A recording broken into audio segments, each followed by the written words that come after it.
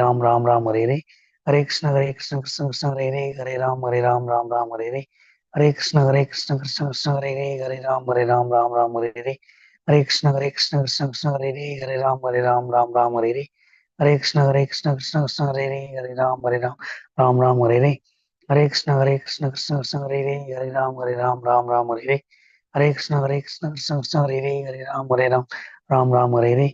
कृष्ण कृष्ण कृष्ण हरे हरे, हरे राम हरे हरे, हरे कृष्ण कृष्ण कृष्ण हरे हरे, हरे राम राम हरे हरे, हरे कृष्ण कृष्ण कृष्ण हरे हरे, हरे राम हरे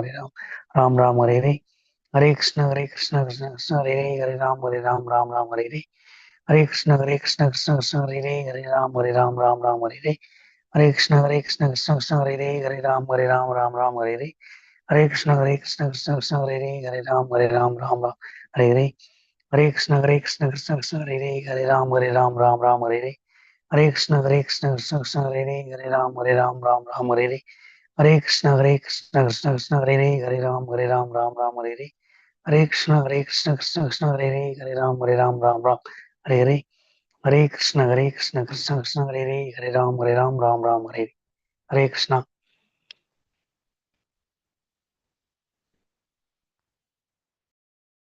हरे कृष्ण माता जी, प्रणाम हरे माता जी। कृष्ण माता जी प्रणाम, हरे कृष्ण हरे माता जी कृष्ण माता जी। प्रणाम, हरे हरे कृष्ण कृष्ण, माता जी। प्रणाम माता जी। हरे कृष्ण माता जी, हरे कृष्ण, हरे कृष्ण. ஓகே, எந்த எந்த ஸ்லோகம் வரைக்கும் பார்த்தோம் மாதாஜி நேற்று? ஞாபகம் இருக்கா இருக்காது? 5வது அத்தியாயத்துல 15 ஸ்லோகம் வரைக்கும் பார்த்திருப்போம் மாதாஜி. 15 ஸ்லோகம் நம்ம முடிச்சிட்டோம் இல்லையா? ஓகே. ஜெயரத மாதவ் பாட்டு பாடியாச்சா? பிரணத்தியல் பாடிட்டோம் மாதாஜி. 2 பிரணத்தியல் மாலை ஜபம் முடிஞ்சது. ஜெயராதா மாதவும் பிரணத்தியும் வாசிச்சிட்டோம் Mataji. Super super. Hare Hare Krishna. Krishna thank you Mataji. Mataji. Screen தெரியுது இல்லையா? தெரியுது மாதாஜி. ஓகே, நன்றி மாதாஜி. 15 வரைக்கும் பார்த்துருக்கோம். ஹரே கிருஷ்ணா.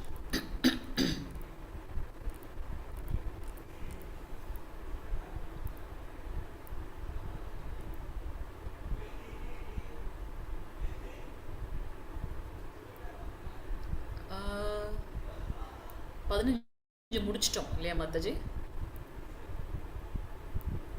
ஆமா மாதாஜி. ஓகே, 16வது ஸ்லோகம். ஹரே கிருஷ்ணா. இன்னைக்கு லெவல் 2 கிளாஸ் வந்திருக்கக்கூடிய அனைத்து பக்தர்களையும் ஸ்ரீ ஸ்ரீ ராதா கோவிந்தா இஸ்கான் பெங்களூர் சார்பாக வருக வருக என்று வரவேற்கின்றோம். 16வது ஸ்லோகம் தெரியுதுங்களா? ஸ்க்ரீன் தெரியுதா? வாசிக்கிறீங்களா யாராவது? தெரியுது மாதாஜி. ஹரே கிருஷ்ண மாதாஜி. வாசிக்கிற மாதாஜி. ஞா ஞானேன து தத் அஜ்ஞானம் येषां नाशितम् आत्मनः तेषाम् आदित्यवज्ञानं பிரகாஷயதி தத்பரம். இருப்பினும் அஞ்ஞானத்தை அழிக்கும் ஞானத்தால் ஒருவன் தெளிவடையும் பொழுது பகல் நேரத்தில் சூரியன் எல்லாவற்றையும் வெளிச்சப்படுத்துவதைப் போல அவனது ஞானம் எல்லாவற்றையும் வெளிப்படுத்துகின்றன. ஹரே கிருஷ்ண மாதா. ஹரே கிருஷ்ண மாதாஜி, நன்றி. ஸோ இங்கே வந்து ஒரு அனாலஜி கொடுக்கப்பட்டிருக்கு. என்ன அது அப்படின்னாக்கா, எப்படி சூரியன் வரும்போது அந்த இருள் வந்து அகழ்கின்றது அல்லவா, அதுபோல் இந்த அறியாமை அப்படின்ற இந்த இருளை எது கொண்டு இங்கே அழிக்கப்படுகின்றது? சூரியன் போல இந்த உன்னதமான ஞானத்தால் தெளிவடைகின்றது அப்படின்றத இங்கே நம்ம பார்க்குறோம். ஸோ எப்படி வந்து சூரியன் வரும்போது அந்த இருள்ன்றது அகழ்கின்றதோ அதுபோல் அஜ்ஞானம் அறியாமைன்றது இந்த ஞானத்தால் தெளிவடைகின்றது அப்படின்றத நம்ம இங்கே பார்க்குறோம். ஸோ அது நமக்கு எப்படி கிடைக்கப்பெற வேண்டும்? குரு சீட பரம்பரையிலிருந்து உன்னத ஞானம் டிசெண்டாய் வரணும் அப்படின்னு பார்க்குறோம். ஸோ அங்கீகரிக்கப்பட்ட குருவிடமிருந்து ஞானத்தை பெற வேண்டும். இந்த பகவத்கீதை என்பது வந்து அறிவொளி, அதாவது பகவானுடைய வாணி, பகவானுடைய கீதை. ஸோ அந்த பகவத்கீதையில் நமக்கான விஷயங்கள் சொல்லப்பட்டிருக்கு. பரமாத்மா யாரு, ஜீவாத்மா யாரு, காலம்னா என்ன, பிரகிருதினா என்ன, கர்மங்கள்னா என்ன. ஸோ இந்த ஞானம் முழுவதையும் கற்று தேர்வதனால நம்மளுடைய கர்மங்களை கிருஷ்ண உணர்வில் செய்வதனால் நாம் இந்த பௌதிகமான பந்தங்கள்லேருந்து விடுதலை பெறுகின்றோம். அதனால் பிறப்பு இறப்பு சுழற்சியிலேருந்து நாம் விடுவிக்கப்படுகின்றோம் அப்படியாக நம்ம பார்க்குறோம் இங்கே. அடுத்து ஸோ ஆன்மீக குரு மிகவும் முக்கியமானவர். ஞானத்தை எப்படி பெற வேண்டும்? தத்விதி பிரணிபாதேன பரிபிரஷ்னேன சேவையாம். ஸோ அது தன்னுணர்வு பெற்ற அதிகாரப்பூர்வமான குரு சீட பரம்பரையிலிருந்து வந்த ஆச்சாரியர்களுக்கு பணிவோடு நாம பக்தி தொண்டுகள் செய்து அடக்கத்தோடு கேட்கணும் அப்படின்னு பார்க்கணும். ஏன் அவங்க கிட்ட அந்த ஞானத்தை பண்ணணும்? சில சமயம் பகவான் எப்பொழுதும் நம்ம மேல கருணை உள்ளவராக, அவர் இந்த லோகத்துக்கு வரணுன்ற அவசியமே இல்லை. ஆனா நமக்காக அவர் என்ன பண்றார்? அவரே அவதரிக்கின்றார். மன்வந்திர அவதாரம்லாம் பார்க்குறோம் இல்லையா? அவரே அவதரிக்கின்றார். அது மட்டுமல்லாம அவருடைய ரெப்ரசன்டேட்டிவ்ஸ் அனுப்புறாங்க. நமக்கு வந்து ஸ்ரீமத் பாகவதத்துல ஒரு ஸ்லோகம் வருது. அதுல எப்படி அப்படின்னாக்கா, பகவான் நம்ம மேல ரொம்ப அதீதமான கருணை கொண்டதுனால சோம்பேறித்தனம் அல்லாம எப்பொழுதும் முயற்சி பண்ணிட்டே இருக்காராம். எப்படியெல்லாம் முயற்சி பண்றார்?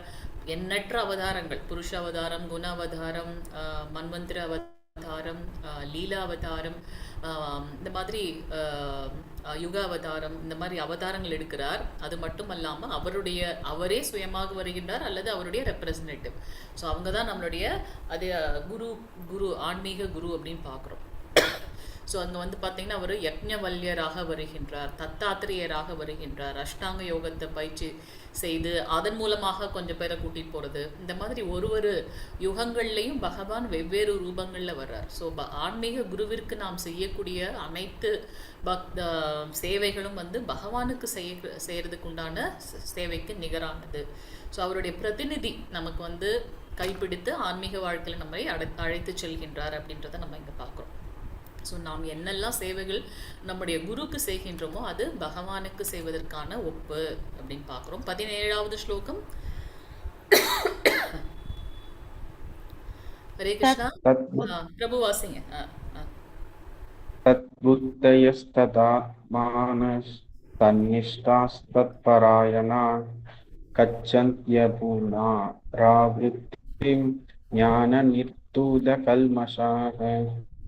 எப்போது ஒருவனது புத்தி, மனம், நம்பிக்கை, புகலிடம் என அனைத்தும் பரத்தில் நிலைநிறுத்தப்படுகிறதோ அப்போது பூரண ஞானத்தினால் அவன் தனது கலங்கங்களிலிருந்து முற்றிலும் தூய்மை அடைந்து விடுதலை பாதையில் நேராக முன்னேறுகிறான். ஹரே கிருஷ்ணா மாதா. ஹரே கிருஷ்ணா பிரபு. ஸோ இங்க பார்க்குறோம், ஒருவனுடைய மனம், புத்தி, நம்பிக்கை தஞ்சம் அடைவது அல்லது சரணாகதி பண்றது, இது எல்லாமே பகவான் மேல நிலைநிறுத்தப்படும் போது அதுதான் நம்ம மனித வாழ்வுடைய நோக்கம் இல்லையா? ஸோ அனைத்தையும் பகவானுடையக்காக நாம அர்ப்பணிக்கிறது, அவரிடத்துல சரணாகதி பண்றது. 18வது அத்தியாயம் முடிவாக பகவான் நமக்கு என்ன சொல்றார்? சர்வதர்மான் பரித்யஜ்ய மாமேகம் சரணம் பிரஜ. எல்லா தர்மங்களையும் விடுத்து என்னிடத்தில் மட்டும் சரணடைவாயாக. ஸோ நம்ம எப்போ பகவானிடத்துல பூரணமாக சரணாகதி செய்து நிற்கின்றோமோ, நம்மளுடைய மனம், புத்தி, நம்பிக்கை எல்லாத்தையும் அவரிடத்துல சரணாகதி செய்து நிற்கின்றோமோ அதுதான் வந்து பூரணமான ஞானம். ஏன்னா பகவான் ஸ்ரீ கிருஷ்ணர் முழுமுதற் கடவுள், அவருடைய அங்கம் நான், அவருக்கு பக்தி தொண்டு செய்திருப்பதே என்னுடைய சுபாவம். இந்த பக்தி தொண்டினால் மட்டும்தான் நாம இந்த பிறப்பிறப்பு சுழற்சியிலிருந்து விடுபட முடியும் அப்படின்ற பூரணமான ஞானத்தினால நம்மளுடைய செயல்கள் இருக்கிறதுனால அது எந்த ஒரு கலங்கத்தையும் நமக்கு ஏற்படுத்துவதில்லை. அது மாறாக நாம அதுல இருந்து தூய்மை அடைகின்றோம். இந்த பௌதீக லோகத்திலிருந்து பற்றற்று நம்ம செயல்களை செய்யறதுனால தூய்மை அடைந்து இதுல இருந்து விடுதலை பெற்று ஆன்மீக லோகத்தை அடைகின்றோம் அப்படின்றத நம்ம பார்க்கிறோம். ஸோ இங்க பார்க்குறோம் எப்படி வந்து ஒருத்தர் வந்து பகவானிடத்துல வந்து பக்தி பண்றாங்க. அவரே பூரண புத்தியால, மனசால, நம்பிக்கையோட அவரிடத்துல தஞ்சம் புகுந்து நிலையாக, அது ரொம்ப முக்கியம், அப்ஸ் அண்ட் டவுன்ஸ் இல்லாமல் அவர் மேலே நிலையாக பக்தி தொண்டு செய்கின்றார்களோ அவர்கள் தூய்மை அடைந்து இந்த பௌதிக கலங்கங்கள்லேருந்து விடுபட்டு பகவானை சென்றடைகின்றார்கள் அப்படின்னு பார்க்குறோம். அடுத்தது 18வது ஸ்லோகம். ஸ்லோகம் 18. வித்யா வினய சம்பன்னே பிராமணே கவி ஹஸ்தினி யோனி சைவ பாகேச பண்டிதா சமதர்ஷின. அடக்கமுள்ள பண்டிதர்கள் தங்களது உண்மை ஞானத்தின் வாயிலாக கற்றறிந்த தன்னடக்கமுள்ள பிராமணன், பசு, யானை, நாயை தின்பவன் என அனைவரையும் சமநோக்கில் காண்கின்றனர். ஹரே கிருஷ்ண. இங்க நம்ம பார்க்கிறோம் தர்ஷின எல்லாரையும் ஒரே மாதிரி பார்க்குது, ஒரே விதமாக பார்த்தல். யாரு? அடக்கமுள்ள பண்டிதர்கள். வித்யா வினய சம்பன்னே பிராஹ்மணே கவி ஹஸ்தினி ஸ்ரீனிசைவ ஸ்வபாகேச்ச பண்டிதா. தண்ணியும் டேப்லெட் ஸோ இங்கே அடக்கமுள்ள பண்டிதர்கள் என்ன பண்ணுறாங்க, இந்த உண்மையான ஞானத்தை அறிந்து கொண்டதுனால அவங்க அடக்கமுள்ள பண்டிதர்கள். ஏன்னா நம்மளுடைய நிலை என்னன்னு தெரிஞ்சிருச்சு இல்லையா, அப்போ அவங்க பகவானுக்கு கட்டுப்பட்டவங்கன்றதுனால அந்த அடக்கமுள்ள பண்டிதர்கள் அதுதான் உண்மையான ஞானம். அந்த ஞானத்தின் வாயிலாக எப்படி இருக்காங்க அப்படின்னாக்கா, கற்றறிந்த தன்னடக்கமுள்ள பிராமணன் பசு. அப்போ பிராமணன் எப்படி இருக்கணுன்றதை நம்ம பார்க்குறோம். சாஸ்திரத்தில் கை தேர்ந்தவர்களாக இருக்கணும், அதே சமயத்தில் தன்னடக்கம் உள்ளவர்களாக இருக்கணும். அப்படிப்பட்ட பிராமணர்கள், பசு, யானை, நாயை தின்னக்கூடிய சண்டாளர்கள் எல்லாருமே வந்து பார்த்தீங்கன்னா சமநோக்கில் அவங்க காண்கின்றார்கள் அப்படின்றத நம்ம இங்கே பார்க்குறோம். ஹரே கிருஷ்ணா. ஸோ இங்கே வந்து அனைவரையுமே வந்து ஒரே பாவத்தில் எடுத்து செல்வது, உடல் ரீதியான வேற்றுமைகள் இல்லாமல் பரமாத்மாவின் இருப்பை உணர்ந்து பகவான் அனைவரின் நண்பர், பகவான் பாரபட்சமற்றவர் அப்படின்றத நம்ம இங்கே பார்க்கலாம். பகவானுடைய இருப்பை உணர்ந்து அவரே சுக்ருத, அவரே அனைவருக்கும் நண்பர் என்பதையும் அவர் பாரபட்சமற்றவர் என்பதையும் எவரொருவர் உண்மையாக உணர்ந்து கொள்கின்றார்களோ அதுதான் வந்து உண்மையான ஞானம் அப்படின்றத நம்ம இங்கே பார்க்குறோம். ஸோ இந்த ஜடம், ஆத்மா மற்றும் பரமாத்மா இவைகளின் வேற்றுமைகளை அறிந்து கொள்வதுதான் உண்மையான ஞானம். நான் இந்த உடல் அல்ல, இந்த உடல் அழிந்து கொண்டே இருக்கின்றது. நம்மளுடைய கர்மங்களுக்கு ஏற்றாற் போல நமக்கு அடுத்தடுத்த உடல் கிடைச்சிட்டே இருக்கு. அதில் நம்ம முற்று பெறணும் அப்படின்னாக்கா நம்மளுடைய கர்மங்களை பகவானுக்கான பக்தி தொண்டுல உபயோகப்படுத்தணும். அதுதான் வந்து உண்மையான ஞானம். இந்த ஜடம், இந்த உடல், இந்த பிரகிருதி, அதை தான் நம்ம பார்த்தோம் பகவத்கீதையோட முன்னுரையில பார்க்குறோம் இல்லையா, 5 விஷயங்களை நம்ம படிக்கிறோம் அப்படின்னு. 5 விஷயங்களுமே நிலையானது. பரமாத்மா, ஜீவாத்மா, பிரகிருதி, காலம், கர்மா. ஆனால் இந்த 4 விஷயங்களை நம்ம மாற்ற முடியாது. ஒன்று நம்ம மாற்ற முடியும், என்ன அப்படின்னா அந்த கர்மம். அந்த கர்மத்தை எப்படி மாற்றுது, பக்தி தொண்டாக மாற்ற முடியும் அப்படின்றது. அதை தான் நம்ம எப்படி அதை மாற்றுவதுன்னு தான் இந்த பகவத்கீதையில் பார்க்குறோம். அடுத்த ஸ்லோகம் மாதாஜி பிரபுஜி. ஹரே கிருஷ்ணா. ஏவ தைரிச்யத சர்க்கோ ஏஷாம் சாம்யே ஸ்திதம் மன நிர்தோஷம் ஈஷமம் இப்ரஹம்ம தஸ்மாத் இப்ரஹம்மணி தே ஸ்திதா. ஒருமையிலும் சமத்துவத்திலும் மனதை நிலைநிறுத்தியவர்கள் பிறப்பு இறப்பின் நியதிகளை ஏற்கனவே வென்றுவிட்டனர். பிரம்மனைப் போன்றே தோஷமற்று இருப்பதால் அவர்கள் ஏற்கனவே பிரம்மனில் நிலை பெற்றவர்கள்.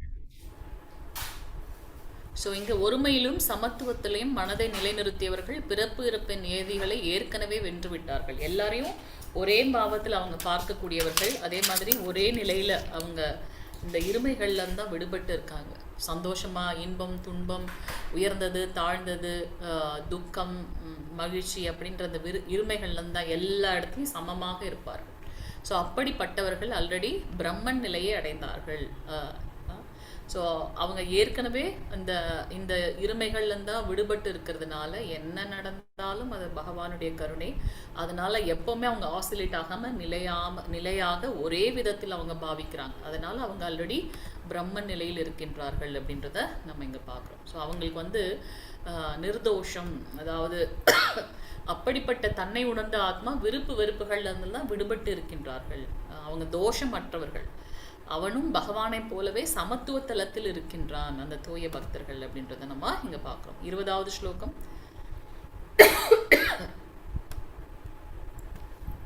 நப்ரம்ருஷ்யேத் ப்ரியம் ப்ராப்ய நோத்விஜேத் ப்ராப்ய சாப்ரியம் ஸ்திர புத்திர் ரசாம் மூடோ பிரம்மவித் பிரம்மனி ஸ்திதஹ. எவன் ஒருவன் விரும்பியவற்றை அடைவதால் மகிழ்வும் விரும்பாதவற்றை பெறுவதால் துயரமும் அடைவதில்லையோ, எவனொருவன் ஸ்திர புத்தியுடன் மயங்காமலும் இறை விஞ்ஞானத்தை அறிந்தவனாகவும் உள்ளானோ அவன் ஏற்கனவே பிரம்மனில் நிலை பெற்றவன் ஆவான். ஹரே கிருஷ்ண மாதாஜி. ஹரே கிருஷ்ண பிரபு. ஸோ இங்க நம்ம ஆல்ரெடி பார்த்துட்டோம், இருமைகள்ல இருந்தா அவங்க விடுபட்டு இருக்காங்க. கிடைச்சதுக்காக விரும்பியவற்றை அடைகிறதுனால ரொம்ப மகிழ்வோ அல்லது விரும்பாதவற்றை பெறதுனால துக்கமோ அவங்க அடைவதே கிடையாது. எது நடந்தாலும் அது பகவானுடைய கருணை. என்னுடைய இந்த நிலைக்கு காரணம் என்னுடைய பூர்வ ஜென்ம பலன். அதனால தான் எனக்கு அப்ஸ் அண்ட் டவுன்ஸ் வருது. ஸோ நான் தான் என்னுடைய கர்மத்துக்கு காரணம். அதில் வந்து வேற யாரும் குறை சொல்றதுக்கு இல்லை. ஸோ அந்த ஸ்திர புத்தியோடு இருக்கிறதுனால மகிழ்ச்சியாக வரும்போதும் அல்லது துக்ககரமான இருக்கும்போதும் அதில் மயங்காமல் இருக்கக்கூடிய இந்த இறை விஞ்ஞானம் அவங்க வந்து பிரம்மனில் ஆல்ரெடி நிலை பெற்றவர்கள் அப்படின்றத நம்ம இங்க பார்க்குறோம். இங்க அந்த தூய ஆத்மாக்களுடைய அறிகுறிகள்லாம் என்ன அப்படின்றத நம்ம பார்க்குறோம். அவங்க இந்த தேகாபிமானத்திலேருந்து விடுபட்டிருக்காங்க, இந்த உடல் சார்ந்து இருக்கக்கூடிய விஷயங்கள்லேருந்து விடுபட்டிருக்காங்க. அப்போது நம்ம என்ன செயல் செய்தாலும் இந்த உடல் சார்ந்த செயல் மூலமாக நமக்கு உயர்வோ தாழ்வோ அதனால் நமக்கு மகிழ்ச்சியோ துன்பமோ வருகின்றது. ஆனால் அதெல்லாம் அவங்க ஒரு பொருட்டாக நினைக்காம எப்பவும் ஒரே மாதிரியான பாவத்தில் இருக்காங்க. உடலே நான் என்னும் தவறான அடையாளத்தால் அவங்க மயங்குவதே கிடையாது. அந்த நிலைத்த புத்தியில் இருக்கிறதுனால பரம உண்மையான பூரண விஞ்ஞானத்தை அறியக்கூடிய தலத்தில் அவர்கள் இருக்கின்றார்கள். அவங்க தான் வந்து பிரம்மன் நிலைக்கு உயர்ந்தவர்கள் அப்படின்னு பார்க்குறோம். 21வது ஸ்லோகம் மாதாஜி பிரபுஜி வாசிங்க. பாஹ்யஸ்பர்ஷேஸ்வசக்தாத்மா வித்தத்யாத்மனி யத் சுகம் சப்ரம்மபோகயுக்தாத்மா சுகமக்ஷயமஸ்னுதே. இத்தகு முக்தி பெற்ற ஆத்மா ஜடப்புல இன்பங்களால் கவரப்படுவதில்லை. ஆனால் எப்பொழுதும் தன்னுள்ளே சுகத்தை அனுபவிக்கின்றான்.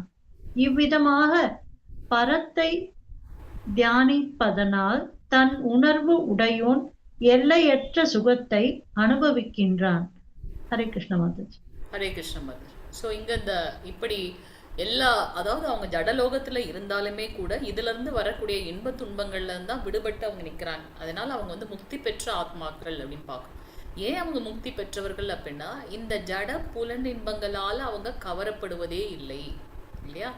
அதனால அதை வந்து உயர்ந்த சமாதி நிலை அப்படின்னு பார்க்குறோம். அவங்க எப்போதும் தன்னுள்ளே அந்த சுகத்தை அனுபவிக்கின்றார்கள். இப்படியாக பகவானை தியானிக்கிறதுனால தன்னுணர்வு உடையும் எல்லையற்ற சுகத்தை அனுபவிக்கின்றான். நம்ம வந்து பரத மகாராஜருடைய கதை பார்ப்போம் ஸ்ரீமத் பாகவதத்துல. அவர் வந்து 4 வருணங்களை 4 ஆசிரமங்கள் நம்ம படிச்சிருக்கோம் இல்லையா. ஸோ அவர் வந்து கிரகஸ்த ஆசிரமம் முடிஞ்சு வானப்பிரஸ்தம் எடுத்துட்டு அவருக்கு காட்டுக்கு போய் அவர் பகவானை நினைச்சு தியானிக்கின்றார். அப்போ அவர் வந்து பார்த்தீங்கன்னா என்ன உயர்ந்த நிலைக்கு அவர் தியானம் பண்றாருன்னா, பகவான மனசுல நினைச்சிட்டு அவருக்கு புஷ்பம் சமர்ப்பிக்கிறதுக்கு மாதிரி அவங்க கையில் எடுத்தாங்கன்னா அது அந்த நிலையிலேயே அப்படியே லயித்து போவாங்களாம். அது சாயந்தரம் வரைக்கும் ஆயிடுமா, அப்போ கூட அவங்க கையிலேருந்து புஷ்பமா தானா விழுந்துடும். அப்போ அவங்க தன்னுணர்வில் சுகத்தை அடைகின்றார்கள் அப்படின்னு பார்க்குறோம். ஸோ இப்படி இந்த ஜடலோகத்திலே இருந்தாலுமே கூட இதிலிருந்து வரக்கூடிய பலன்களினால அவங்க கவரப்படாததுனால, இந்த புலன் இன்பங்களால் அவங்க கவரப்படாம எப்பொழுதும் எல்லாத்தையும் ஒரே விதமாக எடுத்து செல்வதனால் அவங்க வந்து பார்த்தீங்கன்னா எப்போதும் ஆனந்தமாக இருக்கின்றார்கள். ஏன்னா எதையுமே அவங்க உயர்ந்தது தாழ்ந்தது இன்பம் துன்பம் அந்த அந்த இருமைகள்லேருந்து அவங்க விடுபட்டிருக்காங்க. அதனால அது வந்து எல்லையற்ற சுகமாக இருக்கின்றது அப்படின்னு பார்க்கணும். ஓகே. ஸோ அவங்க எப்போதும் சமாதி நிலையில் இருக்கின்றார்கள். இப்படியாக அவங்க பரத்தை தியானித்து சுகத்தை அனுபவிக்கின்றார்கள். தூய பக்தர்கள் எல்லாவற்றையும் பகவானுடைய ரூபமாக பார்க்கும்போது அவங்க அதில் தியானித்திருக்கிறதுனால அது உண்மையான சுகத்தை அவங்க அனுபவிக்கின்றார்கள் அப்படின்றத நம்ம இங்கே பார்க்குறோம். ஸோ எவ்வளவுக்கு எவ்வளவு நம்மளுடைய ஜட ரீதியான செயல்களில் பக்தி மார்க்கத்தில் எடுத்து செல்கின்றோமோ அவ்வளவுக்கு அவ்வளவு நாம் வெற்றி பெற்றவர்களாக கருதப்படுகின்றோம். அதனால தான் இந்த அத்தியாயமே கிருஷ்ண உணர்வில் செயல் அப்படின்னு பார்க்குறோம். 22வது ஸ்லோகம். ஸ்பர்ஷஜா போக துக்கயோனய ஏவதே ஆத்ய அந்த வந்த கௌந்தேயன தேஷு ரமதே புத. ஜட புலன்களின் தொடர்பினால் வரும் இன்பம் துன்பங்களுக்கு காரணமாக இருப்பதால் அறிவுடையோன் அதில் பங்கு கொள்வதில்லை. குந்தியின் மகனே, இத்தகு இன்பங்களுக்கு ஆரம்பமும் முடிவும் இருப்பதால் அறிவுடையோன் இவற்றினால் மகிழ்ச்சி அடைவதில்லை. ஹரே கிருஷ்ண. ஹரே கிருஷ்ண மாதாஜி. ஸோ இங்கே பார்க்குறோம் இந்த ஜடலோகத்தில் வரக்கூடியது எல்லாமே வந்து தற்காலிகமானதும் துக்கங்கள் நிறைந்ததும். ஆனால் நம்ம அதை வந்து ரொம்ப இன்பமயம் அப்படின்னு நினச்சிக்கிறோம். துக்காலயம் அசாஸ்வதம். யோசிச்சு பாருங்க, நம்மளுடைய லைஃப்ல நம்ம வந்து குடும்பத்துக்காக உழைச்சிட்டே இருக்கோம். எல்லாம் முடிஞ்சு நம்ம மரணம் வரும்போது நம்ம மட்டும்தான் அதை எதிர்கொள்கின்றோம். ஆனால் அந்த அந்த அந்த சமயத்தில் நாம் யாருக்காகலாம் இப்படி ஓடி உழைத்தோமோ அது ஏதாவது நம்ம கூட இருக்கான்னு பார்த்தா எதுவுமே இருக்காது. ஸோ அதனால் இந்த மனித வாழ்வை எடுத்ததுடைய நோக்கம் நம்மளுடைய பௌதீக கடமைகளை செய்யணும், அதே போல் இந்த ஆன்மீக கடமைகளையும் நம்ம செய்ய வேண்டும். ஸோ பகவானுக்கு பக்தி தொண்டு செய்து இருப்பது அதில் எந்த ஒரு வீழ்ச்சியுமே இல்லை. இப்போ இந்த பிறப்பில் வந்து நான் வந்து ஒரு 50 lakhs பேங்க் பேலன்ஸ் இருக்குது, இறந்துட்டேன். அடுத்த பிறவியில் வந்து பார்த்திங்கன்னா எனக்கு நான் போய் அதை சொந்தம் கொண்டாட முடியுமானா முடியாது இல்லையா? ஏன்னா நம்மளுடைய அந்த முந்தைய ஜென்மத்தோடது அதோட போயிடுச்சு. ஆனால் பக்தியில் அப்படி கிடையாது. பக்தியில் நாம் இந்த பிறப்பில் எவ்வளோ தூரம் உயர்ந்திருக்கின்றோமோ அடுத்த பிறவி வரும்போது அதற்கு ஏற்றாற் போல நம்மளை வந்து பக்தியில் திருப்பி எதில் விட்டோமோ அதுலேருந்து நம்ம ஸ்டார்ட் பண்ணுவோம். ஸோ நம்ம அதை வந்து நிதர்சனமாக பார்க்குறோம். சின்ன குழந்தைங்க கூட பார்த்தீங்கன்னா பக்தி பண்ணுது. அப்போ அவங்க பூர்வ ஜென்மத்தில் பக்தர்களாக இருந்ததுனால எந்த நிலையில் பக்தியில் அவங்க விட்டுட்டாங்களோ அதை சின்ன வயசுலேருந்தே அவங்க ஸ்டார்ட் பண்ணுறாங்க. சிலர் வயசானாலும் கூட நமக்கு வந்து அந்த பக்தியில் லயித்து போக முடியல. ஸோ இதை நிதர்சனமாக நம்ம பார்க்குறோம். ஸோ இந்த ஸ்ரீ கிருஷ்ணர் சொன்னது போல் 7வது அத்தியாயத்தில் இந்த லோகம் பூலோகம் துக்காலயம் அசாஸ்வதம், துக்கங்கள் நிறைந்ததும் தற்காலிகமானதும் ஆகும். எது அப்ப நிரந்தரமானது? பகவானுடைய அந்த வைகுண்ட லோகம், கோலோக விருந்தாவனம். அங்க எப்பவுமே இந்த காலம் வந்து மாறுறது அதெல்லாம் கிடையவே கிடையாது. நித்தியமாக பகவானுக்கு பக்தி தொண்டு செய்து கொண்டே இருப்போம், அதுல நம்ம மகிழ்ச்சி அடைகின்றோம். ஆனா இந்த ஜடலோகத்துல இந்த புலனின்பத்தால வரக்கூடிய செயல்களின் மூலமாக கண்டிப்பாக நமக்கு இந்த இருமைகள் இருக்கு, இன்பம் துன்பம்லாம் இருக்கு. அதை யார் உணர்ந்திருக்காங்களோ அப்ப இந்த ஜடப்பற்றுகள்ல புலனின்பத்துல அவங்க போகவே மாட்டாங்க. ஏன்னா இந்த புலனின்பத்திற்கு இன்பம் துன்பம் ஆரம்பம் முடிவு அதெல்லாம் இருக்கு.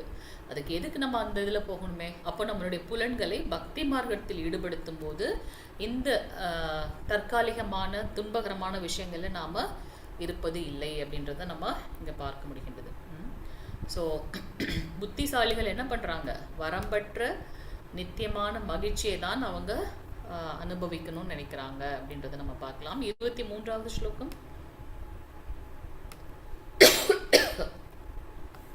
ஸ்லைட் தெரியுதுங்களா?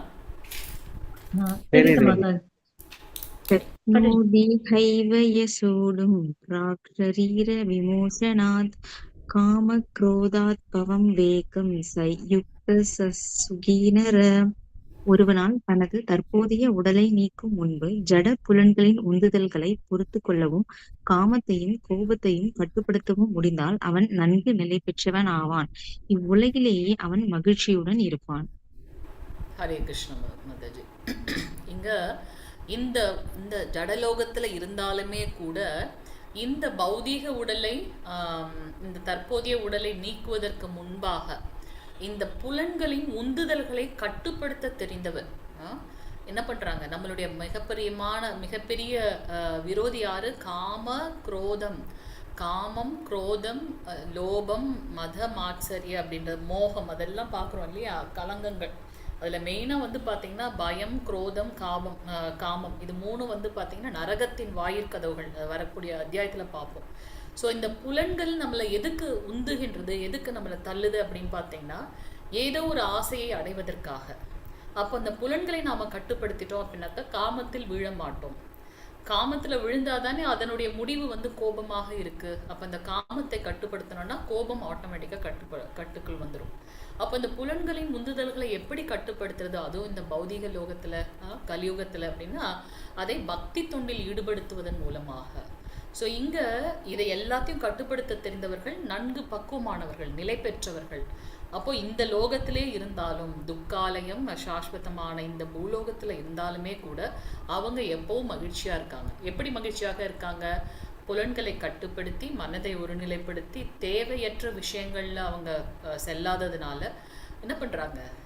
மகிழ்ச்சியாக இருக்காங்க. அது எப்படி சாத்தியம்? பகவானுக்கு பக்தி தொண்டு செய்வதனால் மட்டுமே இந்த புலன்களை கட்டுப்படுத்த முடியும், தவறான விஷயங்கள்ல போறதை கட்டுப்படுத்த முடியும். கொஞ்சம் யோசிச்சு பாருங்க, என்னெல்லாம் நம்மளுடைய சமூகத்துல நம்ம கொஞ்சம் நியூஸ் பேப்பரோ அல்ல டிவி சேனலோ சுற்றி என்னெல்லாம் நடக்குதுன்னு பார்க்குறோம் இல்லையா? இதெல்லாம் ஏன் நடக்குது அப்படின்னாக்கா அந்த ஆன்மீக உணர்வு இல்லாததுனால, இந்த கிருஷ்ண உணர்வு இல்லாததுனால. ஆன்மீகம் அப்படின்னாலே பகவான் அப்படின்னு சொல்கிறோம். ஸோ ஸ்ரீ கிருஷ்ணரே வந்து மூல முழுமுதற் கடவுள், அவருக்கு பக்தி தொண்டு செய்வது தான் ஆன்மீகம் பார்க்குறோம். ஸோ அந்த மாதிரியான விஷயங்கள் இல்லாததுனால நான் என்னை திருப்திப்படுத்துவதற்காக செயல்களை செய்கின்றேன். அப்போ இந்த ஜடலோக இன்பங்கள்ல லயித்து இருக்கணும்னு நினைக்கிறேன். அப்போ மீண்டும் மீண்டும் பிறப்பு இறப்பு சுழற்சியில மாட்டின்னு இருக்கேன். ஸோ அதனால இதுல இருந்து விடுவதற்கு ஒரே கதி என்ன அப்படின்னாக்கா, கிருஷ்ண உணர்வில் நாம் செய்யக்கூடிய செயல்கள், பக்தி தொண்டு மட்டும்தான் நம்மள இந்த பௌதிக பந்தத்துல இருந்து விடுவிக்கும் அப்படின்னு பார்க்கணும். 24வது ஸ்லோகம். योऽन्ध शिवोऽन्धरारामस्तदान्ध जयोऽन्त्रिव एवः स ब्रह्म निर्वाणं பிரம்மபூதோதி கச்சதி. எவன் ஒருவன் தனக்குள் சுகமாக உள்ளானோ, தனக்குள் செயல்பட்டு இன்புறுகின்றானோ, தனக்குள் பார்வையை செலுத்துகின்றானோ,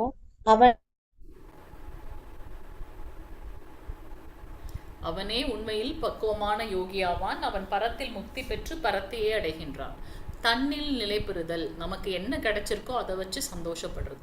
கொஞ்சம் யோசிச்சு பார்த்தா நம்மளுடைய துக்கங்களுக்கெல்லாம் என்ன காரணம்? மற்றவங்களை பார்த்து நம்மளும் என்ன பண்றோம், அதே மாதிரி ஓட ட்ரை பண்றோம். அதுதான் நம்மளுடைய காரணம் இல்லையா? அந்த பொறாமை, பேராசை, அதற்காக ஒரு கடின உழைப்பு.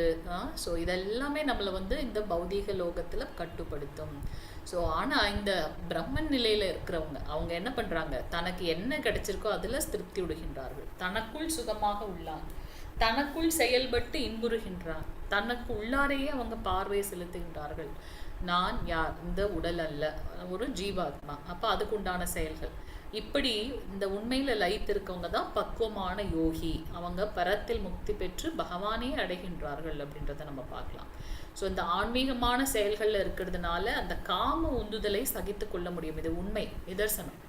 பக்தி தொண்டுல நாம இருக்கிறது பகவானுடைய நாம ரூப குண லீலைகளை கேட்குது. ஸ்ரவணம், கீர்த்தனம், விஷ்ணு ஸ்மரணம், பாத சேவனம், அர்ச்சனம், வந்தனம், தாஸ்யம், சக்கியம், ஆத்ம நிவேதனம், நவவித பக்தி தொண்டிய பகவானுக்கு செய்யும் போது அப்போ இந்த ஜடலோக விஷயங்களை பத்தின இதெல்லாம் குறையுதுங்க. அவரை திருப்திப்படுத்துறதுக்காக அவருக்கான செயல்களை செய்யும் போது அதுல நாம லயித்து இருக்கிறதுனால தவறான விஷயங்கள்ல நம்மளுடைய மனம் செல்லாது. ஸோ நாம வந்து பகவானுக்கும் நமக்கும் உள்ள உறவை புதுப்பித்து கொண்டு பக்தி தொண்டு செய்வதற்கு தான் இந்த மனித உடல் அப்படின்றத நாம புரிந்து கொள்ள வேண்டும். ஸோ முழுமுதற் கடவுளான உறவை மறந்திருப்பதே இந்த வாழ்க்கை போராட்டத்திற்கான காரணம்.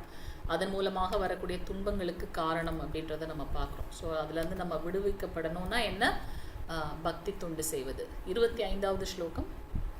லபந்தே பிரம்ம நிர்வாணம் ருஷய க்ஷீண கல்மஷா சின்னத்வைத யதாத்மான சர்வபூத ஹிதேரதாஹ. யாரெல்லாம் கோபத்திலிருந்து, யாரெல்லாம் சந்தேகத்தினால் எழும் இருமைகளுக்கு அப்பாற்பட்டுள்ளாரோ, மனதை உள்நோக்கி ஈடுபடுத்தியுள்ளனரோ, மற்ற உயிர்வாழ்களின் நலனிற்காக பாடுபடுவதில் எப்போதும் முனைப்புடன் உள்ளனரோ, எல்லா பாவங்களிலிருந்தும் ஈடுபட்டு உள்ளனரோ, அவர்கள் பரத்தில் முக்தி அடைகின்றனர். ஹரே கிருஷ்ண மாதாஜி. ஹரே கிருஷ்ண பிரபு. ஸோ இங்க நம்ம பார்க்குறோம் இந்த சந்தேகத்தினால தானே இந்த இருமைகள்லாம் வருது. இதுக்கு அப்பாற்பட்டு இருக்கிறவங்க, மனதை உள்நோக்கி ஈடுபடுத்தி இருக்கவங்க, மற்ற உயிர்வாழிகளின் நலனுக்காக பாடுபடுவதில் முனைப்புடன் உள்ளனர். ஹரே கிருஷ்ண. வைஷ்ணவர்கள் பார்த்தீங்கன்னா பரதுக்க துக்கி. சிவபெருமான் வைஷ்ணவானாம் யதா சம்பு. ஸோ முதன்மையான வைணவர் அப்படின்றத நம்ம பார்க்குறோம். ஸோ மற்றவர்களையும் இந்த இந்த பக்தி மார்க்கத்தில் கொண்டு வரணும் அப்படின்றது தான் அவங்களுடைய நோக்கமாக இருக்கு. ஸோ மற்ற உயிர்வாழிகளின் நலனிற்காக பாடுபடுவதில் எப்போதும் முனைப்புடன் உள்ளனரோ, எல்லா பாவங்களிலிருந்தும் விடுபட்டு இருக்கின்றார்களோ, அவங்க தான் பகவான் பரத்தில் முக்தி அடைகின்றனர். ஸோ பக்தர்களுக்கு முக்தி அப்படின்னா என்ன அப்படின்னு சைத்தன்ய மகாபிரபு ரொம்ப தெளிவாக கொடுத்துருக்காரு. பகவானுடைய திருப்பாத கமலங்களில் தஞ்சம் புகுந்து அவருக்கு பக்தி தொண்டு செய்திருப்பது தான் பக்தர்களுக்கு மோக்ஷம், முக்தி பதே அப்படின்றத சொல்றார். ஸோ இவங்க இந்த தூய பக்தர்கள் எப்படி இருக்காங்க அப்படின்னாக்கா, கிருஷ்ண உணர்வில் முழுமையாக நம்பிக்கை கொண்டவர்களாக இருக்கின்றார்கள். எப்போதும் பகவானுக்கு பக்தி தொண்டு செய்து கொண்டிருக்கிறத நினைக்கிறாங்க. எப்படி மற்றவர்களுக்கும் இந்த பக்தி மார்க்கத்துல கொண்டு வரணும். ஏன்னா பகவான் ரொம்ப கருணை வாய்ந்தவர், பகவானுடைய பக்தர்களும் கருணை வாய்ந்தவர்கள். நம்ம இந்த ஞானம் இல்லாததுனால என்ன பண்றோம், என் குடும்பம், என் வம்சம், என்னுடைய சமூகம், என் நாடுன்னு நம்ம பெருசா அதை விரிவடைத்து செய்து அதிலேயே நம்ம உழந்துட்டு இருக்கோமே தவிர்த்து இந்த பிறப்பு இறப்பு சுழற்சியை எப்படி நிறுத்துவது நம்ம பார்க்கல. இதை எப்படி நம்புறது?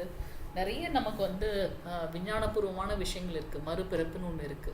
அப்போ அதுக்கு நம்ம வந்து நம்மளை ஆயத்தப்படுத்த வேண்டாமா?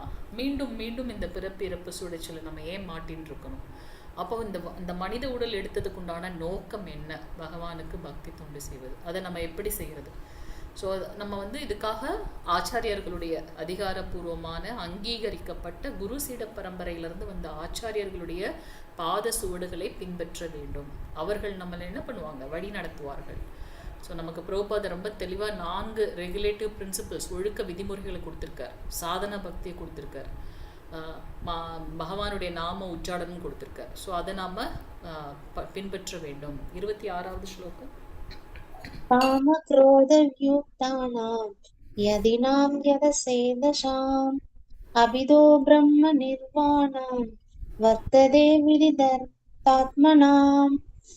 யாரெல்லாம் கோபத்திலிருந்தும் எல்லா பௌதிக ஆசைகளிலிருந்தும் விடுபட்டுள்ளனரோ, தன்னுணர்வும் தன்னொழுக்கமும் நிறைந்து பக்குவத்தை அடைவதற்காக தொடர்ந்து முயற்சி செய்கின்றனரோ, அவர்கள் கூடிய விரைவில் பரத்தில் முக்தியடைவது உறுதி.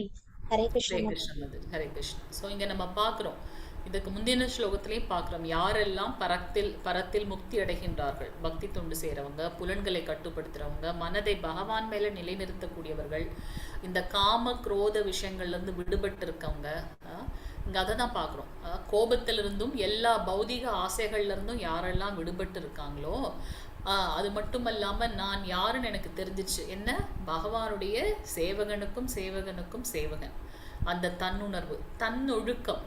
பிரபுபாதர் நமக்கு ரொம்ப தெளிவாக கொடுத்துருக்கார். புலால் உண்பதை தவிர்த்தல், தகாத பாலுறவு கூடாது, மது கூடாது, சூது கூடாது. ஸோ அந்த தன்னொழுக்கம் நிறைந்து பக்குவத்தை அடைவதற்காக தொடர்ந்து முயற்சிக்கின்றார்களோ, பகவானுடைய நாம உச்சாடனம், பக்தி தொண்டு, நவவித பக்தி தொண்டு, அதற்காக யாரெல்லாம் தொடர்ந்து முயற்சி செய்கின்றார்களோ அவங்க கூடிய விரைவில் பரத்தில் முக்தி அடைவது உறுதி அப்படின்றத நம்ம இங்கே பார்க்குறோம். ஸோ இங்கே நம்ம என்ன பார்க்குறோம் அப்படின்னாக்கா, கிருஷ்ணர் யாருக்கெல்லாம் முக்தியை உறுதிப்படுத்துகின்றார், யாருக்கெல்லாம் அவர் முக்தியை இங்கே உறுதிப்படுத்துகின்றார்? எவரொருவர் கோபத்திலேருந்து விடுபட்டிருக்காங்களோ, இது ரொம்ப காமனான ஒரு விஷயம்.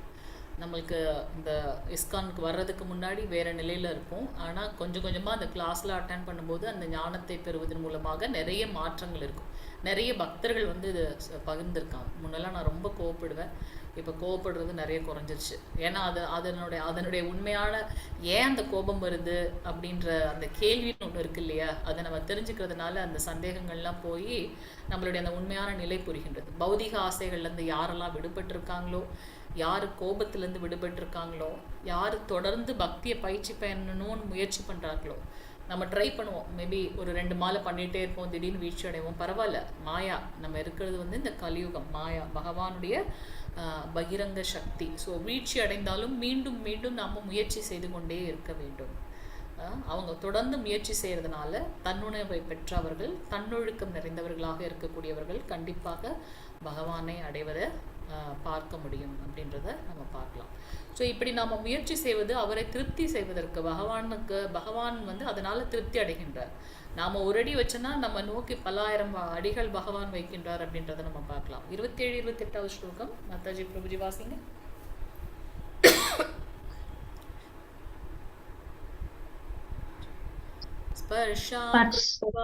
வாசிங்க மாதாஜி. स्पर्शान् कृत्वा बहिर्बाह्यांश सशुक्षैवान्तरे भ्रुवो प्राणापानौ शमौ कृत्वा नासाभ्यन्तरसारिणौ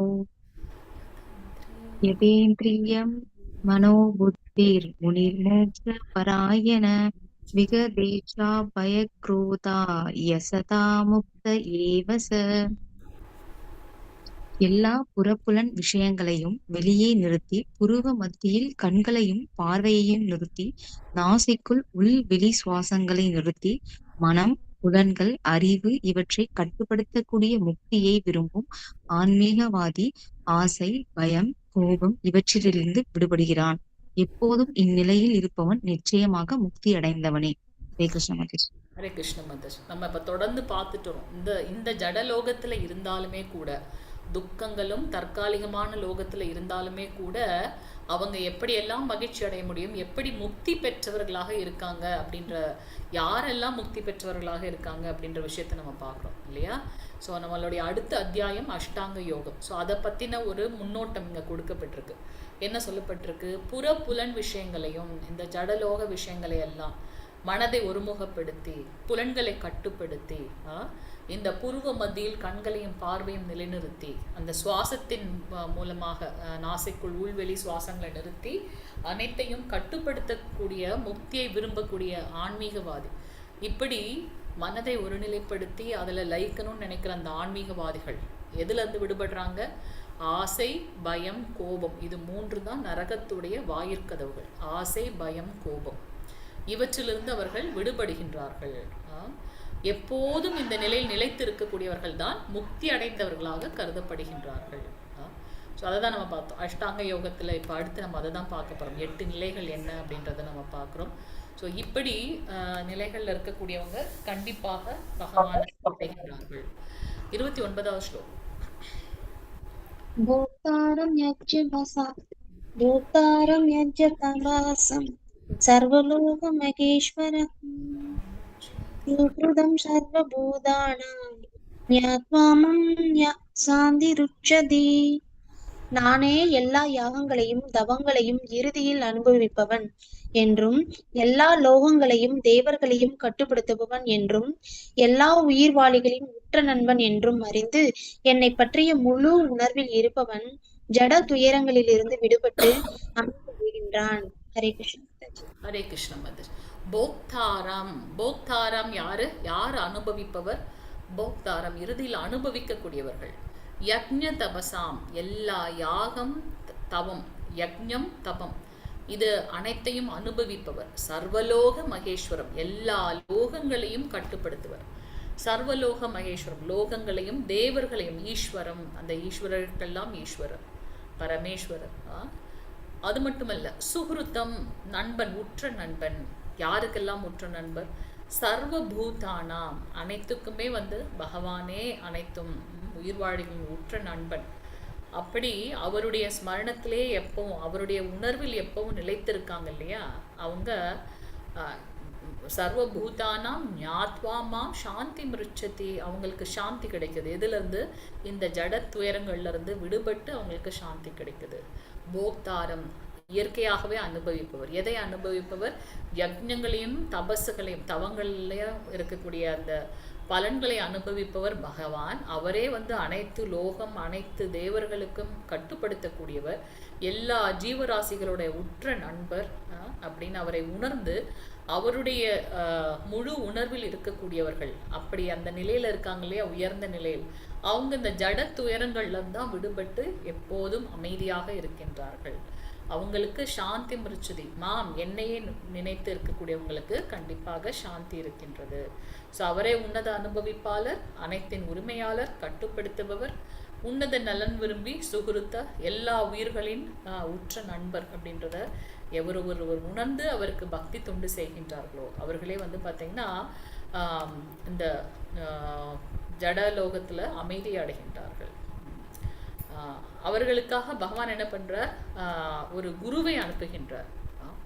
அந்த குருவின் மூலம் அவருடைய வழிகாட்டுதலில் அவங்க பக்தி தொண்டு செய்து அவர் என்ன பண்றாங்க? பகவானை அடைகின்றார்கள். அவரே இறங்கி வருகின்றார், அவதாரம் செய்து வருகின்றார். நமக்கு சரணடையணும்னு சொல்லிட்டாரு 18வது அத்தியாயத்துல பகவத்கீதையில. ஆனா எப்படி சரணடையணும் காட்டுறதுக்காக பகவானே மீண்டும் வருகின்றார். எப்படி வரார்? ஒரு பக்தனுடைய ரூபத்தை எடுத்துக்கொண்டு வருகின்றார், அவரே அவதரிக்கின்றார். ஸோ அதனால பகவானை புரிந்து கொள்ள, அவர் அச்சிந்தியமானவர்னு பார்க்குறோம். அவரை புரிந்து கொள்வதற்காக சாஸ்திரங்களை கொடுத்துருக்காரு. ஸோ சைத்தன்ய மகாபிரபு பகவானுடைய ரூபம். அவர் வந்து நமக்கு வந்து இந்த கலியுகத்து ஒவ்வொரு யுகத்துக்கும் ஒரு யஜ்ஞம் இருக்கின்றது. இந்த கலியுகத்தோட யஜ்ஞம் என்ன அப்படின்னாக்கா நாம சங்கீர்த்தனம். ஹரே கிருஷ்ணா கிருஷ்ண கிருஷ்ண ஹரே ஹரே, ஹரே ராம ராம ராம ஹரே ஹரே. ஸோ பகவானுடைய பக்தி தொண்டில் நாம் ஈடுபடும் போது மட்டுமே நாம் இந்த பௌதிக லோக களங்கங்கள்லேருந்து விடுபட்டிருக்க முடியும். ஸோ இந்த அத்தியாயம் கிருஷ்ண உணர்வில் செயல், நம்மளுடைய கர்மங்களை கிருஷ்ண உணர்வில் செய்ய வேண்டும். எப்படி செய்ய வேண்டும்ன்றதை நம்ம பார்த்தோம். தாமரை இலை வந்து தண்ணிலே இருந்தாலும் அது நீரோடு ஒட்டுறதே கிடையாது, இல்லை அது மேலே நீர் இருந்தாலும் அது ஒட்டுறதே கிடையாது. அதனால நாம கடமைகளை செய்ய மட்டும்தான் நமக்கு அதிகாரம் இருக்குது, அது மேலே பலனை எதிர்பார்க்க கூடாது அப்படின்றத நம்ம பார்க்குறோம். ஸோ இந்த புலன்களை கட்டுப்படுத்துவது மிக முக்கியமான விஷயம். 4 ஒழுக்க விதிமுறைகளை பிரபுபாதர் நமக்கு கொடுத்துருக்கின்றார். ஸோ 3 பேர் வந்து ஒரு நம்ம செயலாற்றக்கூடிய காரணிகளை நம்ம பின்னாடி பார்ப்போம். 3 பேர் சேர்ந்து ஒரு செயலை செய்கிறாங்க. நம்ம நினச்ச முடியாது நான் தான் அதை பண்ணுறேன், அந்த நான்றது வந்து ஒரு பாட்டு தான். ஸோ இந்த உடல் பரமாத்மா ஆத்மா. ஸோ நம்ம ஏன் இந்த உடலை எடுத்திருக்கின்றோம், இந்த உடல் மாறிக்கொண்டே இருக்கக்கூடிய தன்மை, இந்த உடல் எடுத்ததற்கான நோக்கம் என்ன அப்படின்றத புரிந்து நாம் செய்யக்கூடிய அனைத்து செயல்களையும் பகவான் சர்வசாட்சியாக இருந்து அதுக்கு பெர்மிட் பண்ணுறார், அங்கீகரிக்கின்றார். ஸோ நாம் வந்து பார்த்திங்கன்னா இந்த பக்தர்கள் மட்டுமல்ல எல்லாரையும் சமமாக பார்க்க வேண்டும் அப்படின்றத நம்ம பார்க்குறோம். அப்படி பார்க்கறதுனால என்ன மாற்றம் இருக்குது, அவங்க தன்னில் நிலைத்திருப்பார்கள். கடைசியாக நம்ம வந்து அஷ்டாங்க யோகத்தோட ஒரு அறிமுகம் பார்த்தோம். புலன்களை கட்டுப்படுத்தி மனதை நிலைநிறுத்தி மூச்சு பயிற்சி செய்வதன் மூலமாக அவங்க என்ன பண்ணுறாங்க, பகவானை வந்தடைகின்றார்கள் அப்படின்றதையும் நம்ம பார்த்தோம். ஸோ நாம் அமைதியாக இருக்கிறதுக்கு உண்டான வழி என்ன அப்படின்றத ரொம்ப தெளிவாக பகவான் கொடுத்துட்டார். ஸோ பகவானுடைய திருப்தி பண்ணுறது, பகவானுக்கு பக்தி தொண்டு செய்திருப்பது தான் நம்மளுடைய அமைதியான வழி. புலன்களை கட்டுப்படுத்தி இந்த பயம், குரோதம், கோபம், பேராசை அதிலெல்லாம் நாம் விடுபட்டு இருக்க வேண்டும். அதுதான் நம்மளை வந்து இந்த பகவான் இடத்துல கொண்டு செல்லும் அப்படின்றதோட நம்ம பார்க்குறோம். இது வந்து 5வது அத்தியாயம்.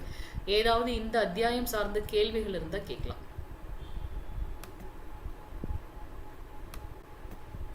கேள்விகள் இருக்கா?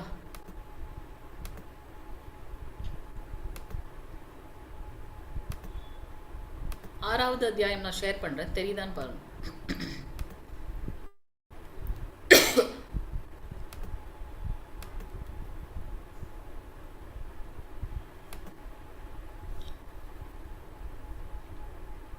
ஆறாவது அத்தியாயம் தெரியுதா? தெரியுது மாதாஜி. ஓகே, இந்த 6வது அத்தியாயம் அஷ்டாங்க யோகம் அல்லது தியான யோகம் என்று அழைக்கப்படுகின்றது. ஸோ இந்த 6வது அத்தியாயத்தில் நம்ம என்னென்னலாம் பார்க்க போகிறோம் அப்படின்னாக்கா, மனம், எதுக்கு மனதை வந்து இங்கே பிரதானமாக சொல்லப்பட்டிருக்குன்னா, மனதை கட்டுப்படுத்தினா தான் இந்த அஷ்டாங்க யோகம் பண்ண முடியும். அது எப்படிப்பட்டது, அதனுடைய சுபாவம் என்ன, அதுன்னா அது நமக்கு ஏற்றார் போல. அதை நாம் கட்டுப்படுத்தினோன்னா அது நமக்கு நண்பன், அதுக்கு நாம் கட்டுப்பட்டோம் என்றால் அதுதான் விரோதி அப்படின்றத நம்ம பார்க்குறோம். அது இல்லாமல் இந்த அஷ்டாங்க யோகத்தோட நிலைகள் என்ன, அந்த 8 நிலைகளை வந்து நம்ம பார்க்கின்றோம். ஸோ அந்த அஷ்டாங்க யோகம் செய்வதற்கு உண்டான தகுதிகள், யம நியம, அந்த மாதிரியான தகுதிகள், மனசோட தகுதிகள், இதெல்லாம் சொல்லி முடிச்சதுக்கப்புறம் பகவான் இடத்துல அர்ஜுனன் கேட்குறார், நீங்கள் மனதை கட்டுப்படுத்த சொல்கிறீங்களே, ஒரு காற்றை கூட ஒரு குடுவையில் அடைச்சிட முடியும், ஆனால் மனதை கட்டுப்படுத்துவது கஷ்டமாச்சு அப்படின்னு அர்ஜுனன் கேட்குறார். அது மட்டும் இல்லாமல் அவர் அதை எப்படி கட்டுப்படுத்துறதுன்னு கேட்கும்போது பகவான் சொல்கிறார், அது முறையான பயிற்சியின் மூலமாகவும் பற்றற்று நம்மளுடைய செயல்களை செய்வதன் மூலமாகவும் பக்தி தொண்டால் மட்டும்தான் மனதை கட்டுப்படுத்த முடியும்.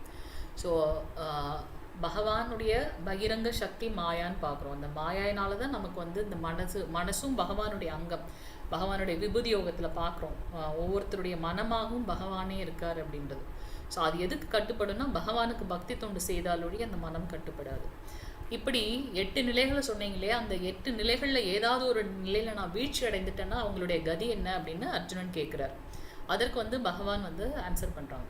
எப்படி அந்த எந்த நிலையில் அவங்க வீழ்ச்சி அடைகின்றார்களோ அதற்கு ஏற்றார் போல ஒரு செல்வந்தர்களுடைய குடும்பத்திலோ அல்லது ஒரு உயர்ந்த ஆன்மீகிகளுடைய குடும்பத்திலேயோ அவங்க பிறக்கின்றார்கள். அதிலிருந்து மீண்டும் பக்தி தொண்டு செய்து பகவானை அடைகின்றார்கள் அப்படின்னு.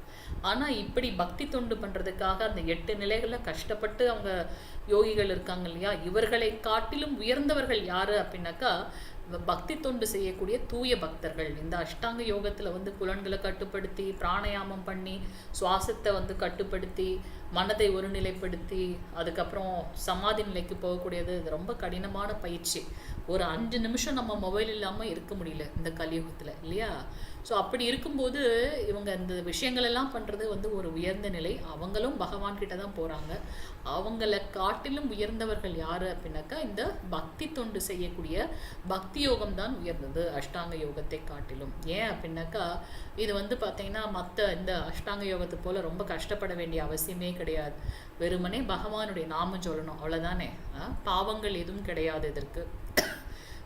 அதுக்கப்புறம் பகவானுக்கு பக்தி தொண்டு செய்கிறதுனால அதோட கட்டுப்பாட்டில் இருக்குது. கண்டிப்பாக கோலோக விருந்தாவனத்தை அடைய முடியும். அதிகபட்ச பலன்களை கொடுக்கக்கூடியது இந்த பக்தி யோகம். குறைந்த பயிற்சி அதிக பலன் அப்படின்னு சொல்லலாம். இதுக்கு இவங்க தான் அந்த பக்தியை ப்ராக்டிஸ் பண்ணணும், அவங்க தான் பண்ணணும் கிடையாது. எந்த ஒரு வேறுபாடும் இல்லாமல் எல்லாருமே செய்யக்கூடியது பாவங்கள் அற்றது அப்படின்றத நம்ம பார்க்குறோம். ஸோ நம்ம இது வரைக்கும் பார்த்தீங்கன்னா அர்ஜுன விஷாத யோகம், சாங்கிய யோகம் பார்த்தோம், கர்ம யோகம் பார்த்தோம், உன்னத அறிவு, கர்மயோகம், கிருஷ்ண உணர்வில் 5 அத்தியாயங்கள் பார்த்தோம். 6வது அத்தியாயம் அஷ்டாங்க யோகம் அப்படின்றத நம்ம பார்க்குறோம். ஓகே, இந்த இது பார்க்கும்போது உங்களுக்கு என்ன தோணுது? தெரியுதா? ஸ்க்ரீன் தெரியுதா? இந்த ஸ்க்ரீனில் நமக்கு என்ன தோணுது? அவர் உடலை ரொம்ப வருத்தி பண்றாரு. Physically he is training his body. Correct இல்லையா? அந்த தட்பவெப்ப சூழ்நிலை எப்படி, அந்த உடம்பை எப்படி அவங்க இது பண்ணுறாங்க, இதை வந்து யோகா அப்படின்னு சொல்லிக்கிறாங்க, இல்லையா? யோகா அப்படின்னா என்ன அப்படின்னா இந்த ஜீவாத்மாவை பரமாத்மாவோடு இணைக்கக்கூடிய எந்த ஒரு செயலும் நம்ம யோகா அப்படின்னு பார்க்குறோம். ஸோ இந்த அஷ்டாங்க யோகிகளும் பகவான் அடைகிறாங்க. ஆனால் அதை காட்டிலும் உயர்ந்தது என்னன்னா பக்தி யோகம். எக்ஸாம்பிள் பார்த்தீங்கன்னா ஹிரண்யகசிபு வந்து என்ன பண்ணுறாரு? பகவானுடைய நாமத்தை சொல்லி பிரம்மதேவரை பார்த்து அவர் அந்த தியானத்தில் இருக்கார், தவம் பண்ணுறார். அதனுடைய பலன் எறும்புகள் எல்லாம் அவருடைய உடம்ப அரிச்சிருச்சு. வெறும் எலும்பு மட்டும்தான், அந்த எலும்புக்குள்ளே அந்த உயிர் ஓடின்னு இருக்கான். பிரம்மதேவரை பார்க்காம அவர் போகிறது இல்லைன்னு. இப்படி ஒரு பயிற்சி செய்கிறதுடைய பலன் என்ன? அந்த உடம்பு ஃபுல்லாக செல் அரிச்சிருச்சு. ஸோ இப்படி பயிற்சி செய்து அவர் அடைந்த பலன் தான் என்ன? ஹிரண்யகசிபு என்ன பலன் அடைந்தார்? பகவானுடைய திருக்கரத்தால் அவருக்கு வந்து முக்தி கிடைத்தது. அதுதான் ஒரு பெரிய பலன், இல்லையா? ஸோ யோகா என்பது என்ன அப்படின்னாக்கா நம்ம எந்த ஒரு கலப்படமற்ற அனன்ய பக்தி பண்ணுறதுக்கு நாம் உதவி எடுத்துக்கொள்ள வேண்டிய ஒன்று. பக்தி தொண்டு, பக்தி யோகம் தான் சிறந்த யோகம் அப்படின்றத நம்ம இங்கே பார்க்கலாம். அஷ்டனா 8 அங்கங்கள், 8 நிலைகள் இருக்குது, அல்லது 8 என்ன சொல்கிறது ஸ்டேஜஸ் இருக்குன்னு கூட நம்ம சொல்லலாம். நம்ம அந்த இதை பற்றி பார்க்கலாம். என்ன? யம, நியம, ஆசனம், பிராணாயாமம், பிரத்யாகாரம், தாரணை, தியானம், சமாதி, இந்த மாதிரி 8 நிலைகள் இருக்குது. யம அப்படின்னாக்கா அந்த வெளிப்புற பண்புகள், அகத்தூய்மை புறத்தூய்மைன்னு சொல்கிறோம் இல்லையா? நியமம் என்பது அந்த அகத்தூய்மை. அடுத்தது ஆசனம். நம்ம எங்கே அமர்ந்து தியானம் பண்ண போகிறோமோ அந்த இடம் எப்படி இருக்க வேண்டும் அப்படின்றது. அது வந்து ஒரு புனிதமான இடமாக இருக்கணும். ரொம்ப உயர்வாகவும் இருக்கக்கூடாது, ரொம்ப தாழ்வாகவும் இருக்கக்கூடாது. அப்படி அந்த இடத்தை தேர்ந்தெடுத்ததுக்கு அப்புறம் அமைதியான இடமாக இருக்கணும், புனிதமான இடமாக இருக்கணும். அப்படி அந்த இடத்தை தேர்ந்தெடுத்ததுக்கு அப்புறம் அதுக்கு மேலே தர்பப்புல்லை பரப்பி அதன் மேலே மாந்தோல் போட்டு அதை ஒரு மெல்லிய துணியால் மூடிட்டு அதற்கு மேலே அமர்ந்து நாம் தியானம் பண்ண வேண்டும். இந்த மாதிரி விஷயங்கள்லாம் இருக்குது. ஆசனம், உட்காரக்கூடிய விதம் எப்படி இருக்குது, முருது அப்படி ஸ்ட்ரைட்டாக உட்காரணும், அந்த மாதிரிலாம் இருக்குது. அப்படி அமர்ந்ததுக்கப்புறம் வந்து பார்த்திங்கன்னா அந்த சுவாச காற்றின் மேலே நம்மளுடைய மனதை லயித்து வைக்கிறது. உட்புற வெளிப்புற சுவாச காற்றின் மூலம் நம்ம மனசை கட்டுப்படுத்த ட்ரை பண்ணுறது. ஓகே, இந்த பிராணாயாமம் பண்ணும்போது புலன்களை நாம் ஒருமுகப்படுத்துகிறோம். இந்த கண் காதெல்லாம் என்னென்னோ விஷயங்கள் எதையோ கேட்டது எங்கெங்கே மனசு போகுது. ஸோ புலன்களை எல்லாம் கட்டுப்படுத்தி ஒருநிலைப்படுத்தும் போது மனது அங்கே கட்டுப்படுகின்றது. மனது கட்டுப்படுறதுனால நாம் ஒரு ஃபோக்கஸ்டாக இருக்க முடியாது. தாரணை, கவனத்தை ஒருமித்த, இதை நம்ம தொடர்ந்து செய்து கொண்டே இருக்கிறதுனால தியானம் அல்லது தியான நிலை. அதற்கு அடுத்த நிலை தான் சமாதி, ஒருமித்தல் அல்லது ஒருங்கிணைப்பு, பகவானுடைய ஒன்றிணைவது. ஸோ இப்படியாக 8 நிலைகள் இருக்குது அப்படின்றத நம்ம இங்கே பார்க்குறோம். ஸோ நம்ம ஏற்கனவே இந்த இது பார்த்தோம், 5வது அத்தியாயத்தில் பார்த்தோம் இல்லையா? அந்த எப்படிப்பட்ட புலன் விஷயங்களை வந்து கட்டுப்படுத்தி மனதை வந்து இரு புருவங்களுக்கு மத்தியில் நிலைநிறுத்தி அந்த விஷயங்கள்லாம் நம்ம பார்த்தோம். அதோடைய தொடக்கமாக தான் இப்போ பார்க்குறோம். 6வது அத்தியாயத்தோட முதல் ஸ்லோகம் வாசிக்கிறீங்களா யாராவது? ஹரே கிருஷ்ணா. பகவான் உவாச். வாசிங்க பிரபு. நீங்க வாசிங்க பிரபுஜி, வாசிங்க. ஸ்ரீ பகவான் உவாச்ச அநாஸ்ரித கர்ம பலம் காரியம் கர்ம கரோதி ய சந்நியாசி ச யோகி சன நிரக்னிர்ச்ச சாக்ரியः. புருஷோத்தமரான முழுமுதற் கடவுள் கூறினார், செயலின் பலன்களை பற்றற்று கடமைக்காக செயலாற்றுபவனே சந்நியாசியும் உண்மையான யோகியும் ஆகிறானே தவிர வேள்வி நெருப்பை மூட்டாதவனும் செயலாற்றுபவன் அல்ல. ஹரே கிருஷ்ணா மாதாஜி. ஹரே கிருஷ்ணா பிரபு. அது என்ன ஒரு உயர்ந்த பண்பு தெரியுமா? ஒருத்தவங்க வாசிக்கும் போது இன்னொருத்தவங்க வந்து அவங்களுக்காக விட்டு கொடுக்குறது. சில சமயம் பார்த்தீங்கன்னா பக்தர்கள் வந்து அந்த ஸ்லோகம் வாசிக்கிறதுக்கும் சின்ன விஷயம், ஆனால் இருந்தாலும் நான் தான் வாசிக்கணும்னு ஒரு டாமினேஷன் இதெல்லாம் நம்ம பார்த்துருக்கோம். நீங்கள் எல்லாம் ரொம்ப உயர்ந்த பக்தர்கள், ஒருத்தருக்கு ஒருத்தர் நல்ல ஸ்பேஸ் கொடுக்குறீங்க. ஹரே கிருஷ்ணா. அடுத்தது நீங்கள் வாசிங்க மாதாஜி. ஸோ இங்கே நம்ம பார்க்குறோம் பகவான் என்ன சொல்கிறாரு அப்படின்னா, செயல்களின் பலன்களில் பற்றற்று கடமைக்காக செயலாற்றுபவன், இதுதான் வந்து உண்மையான சந்நியாசம். நான் என்னுடைய கர்மத்தை பண்ணிகிட்டே இருக்கேன், ஒரு கிரகஸ்தனாக அல்லது ஒரு ஒரு ஒரு சத்திரனாகவோ வைஷ்யனாகவோ சூத்ரனாகவோ என்னுடைய கடமையை பண்ணிகிட்டே இருக்கேன். ஆனால் அந்த கடமையோட அந்த செயலோட பலன் மேலே பற்று இல்லாமல் இருக்கும் இல்லையா, அதுதான் உண்மையான சந்நியாசம். அதை தவிர்த்து எந்த செயலுமே செயலாற்றாமல் செயலற்ற நிலையில் இருப்பது வந்து அதை வந்து எதுக்கு ஒப்பிடுறாரு அவர்? வேள்வி நெருப்பை மூட்டாதவன் அவங்க வந்து யோகி, உண்மையான யோகி கிடையாது. யார் உண்மையான யோகி? கர்மங்களை செய்துட்டு அந்த செயலோட பலன் மேலே பற்று இல்லாமல் இருக்காங்க இல்லையா, அவங்க தான் வந்து உண்மையான யோகி, சந்நியாசி அப்படிங்கிறார். ஸோ பற்று இல்லாமல் கடமைக்காக செயல்களை செய்வது, பக்குவமின்றி தனது கடமைகளை விடுவதில்லை, ரொம்ப முக்கியமான விஷயம். அர்ஜுனன் என்ன சொன்னார்? என்னுடைய உறவினர்கள்கிட்ட நான் எப்படி சண்டை போடுறது? இதுக்கு பதிலாக நான் பிக்ஷை எடுத்து வாழலாம்.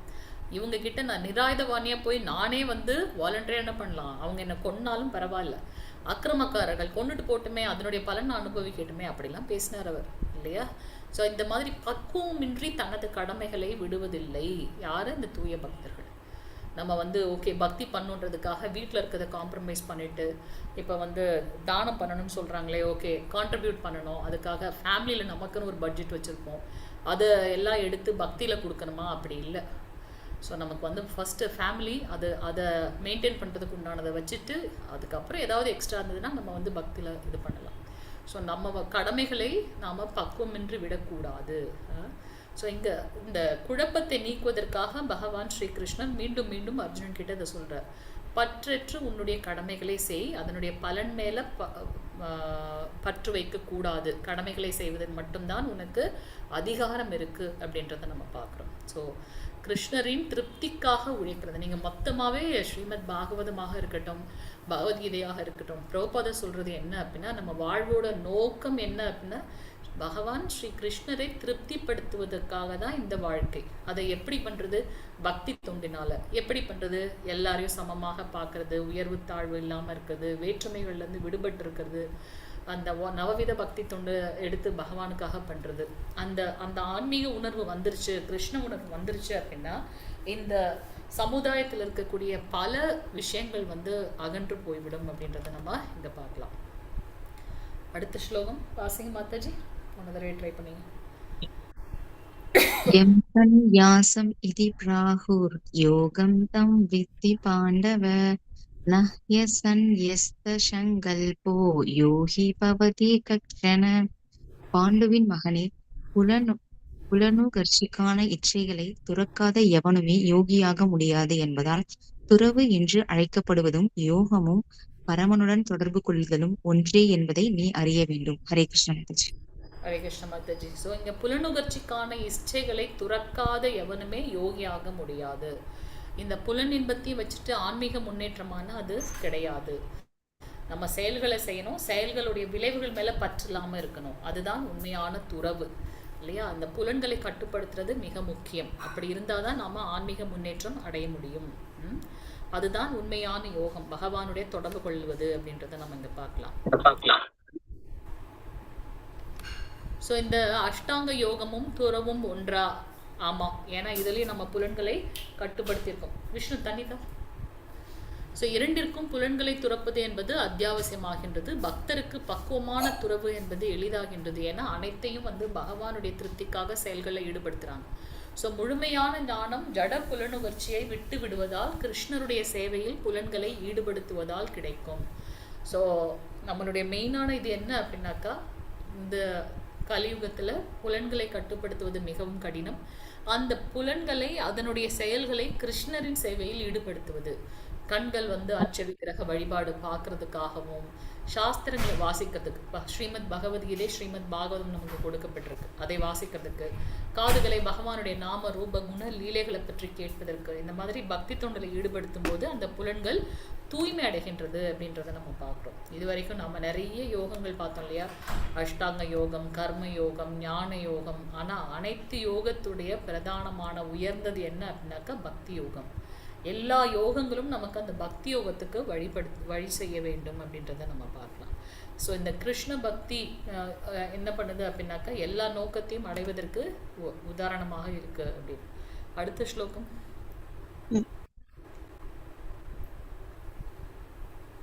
வாசிங்க யாராவது. ஹரே கிருஷ்ணா.